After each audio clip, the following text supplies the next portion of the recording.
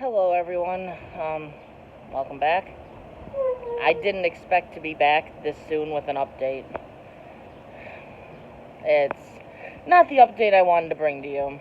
It was the update I kind of expected. As I mentioned in the video, FIP was a concern.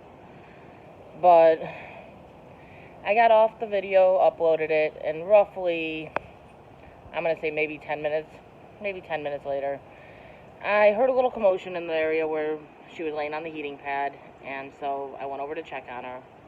You can tell she was a little bit distressed, so I grabbed her up, and after grabbing her up, just certain signs, I could see it.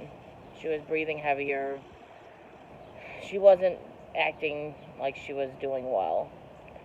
So I held her. Not too long after picking her up, she did expel all liquid that was within her stomach. All the stuff I just fed her. And she took her final breaths. I'm taking this better than I thought I would. I'm heartbroken that she passed. But I know I did everything I possibly could.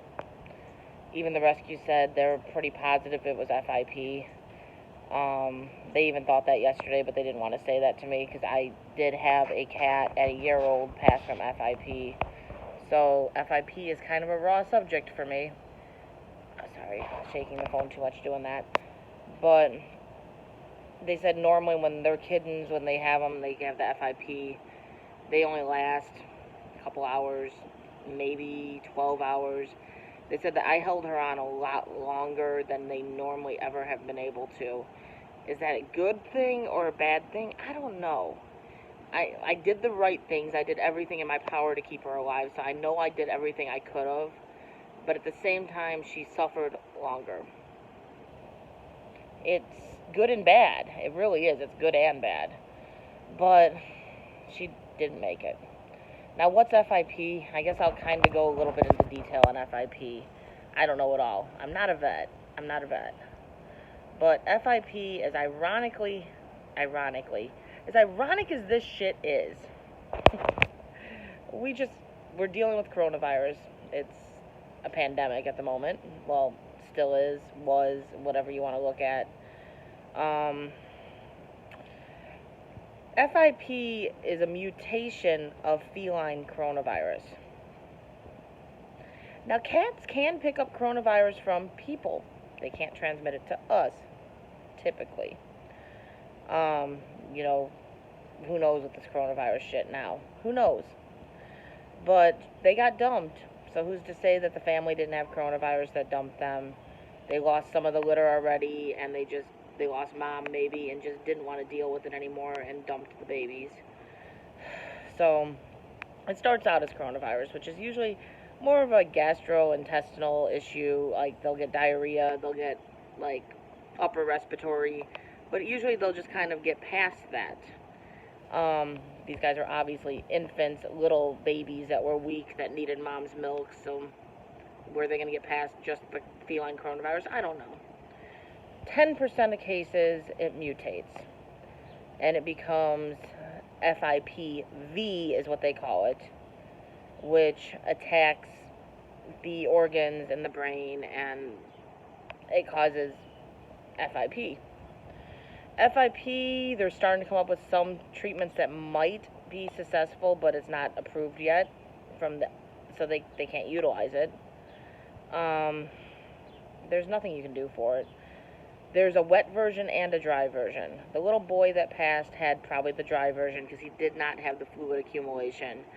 But it starts out typically with the really bad diarrhea. It's a really smelly, sticky diarrhea, which is what all of them had. I should have realized this instantly, honestly. Then they lose their appetite, which the two of them had. The one that passed at first, there were no signs that we saw. Obviously, that causes dehydration, loss of limbs, weakness. They can't walk. They can't move.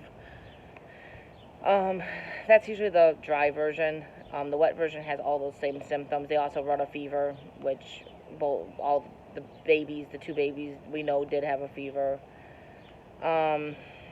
The wet version, the only big difference is they do get a fluid accumulation that's in the stomach and like the abdomen and the chest. That was the big sign for me with the female, with the little girl, that she had FIP. Her stomach was huge. Even with lack of eating, her stomach was huge. There's nothing you can do. There's supportive therapies. You could drain the fluid away. You could give them liquids. Hold them on as long as you can, which is kind of what I was doing. But there's nothing you can do. It's a very deadly disease for cats. It's not contagious, but it is it's passed on from mama's milk. So they probably all had it when they were born. There's nothing we could do. As messed up as it is for me to say, I'm reassured knowing now that it was FIP more than likely for her, because it tells me I did everything I could. There was no saving them. But it's hard. I'm reassured that she's out of suffering, out of pain, but it was heartbreaking. She's thanked me up and down for taking them in, and there's a high likelihood I'm going to end up with more babies. I got too big of a heart. I'm glad I tried. I'm glad I helped. I'm glad they knew love.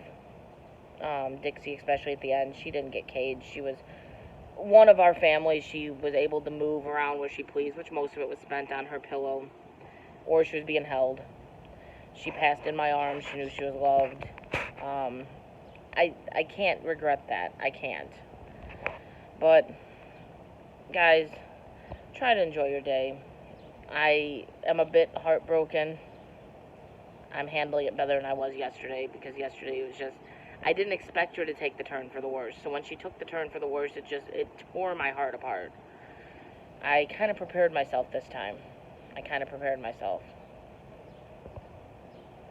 There's nothing I can do. We'll bury her, and we'll keep on trying. If you're new here, please consider hitting that subscribe, ringing that bell. We're going to be back out dumpster diving soon, I hope. Maybe I can get sleep tonight, and I don't have a baby to worry about, so maybe I will get out tomorrow. We'll see. Stay safe, stay sane, and we'll catch you on the next one.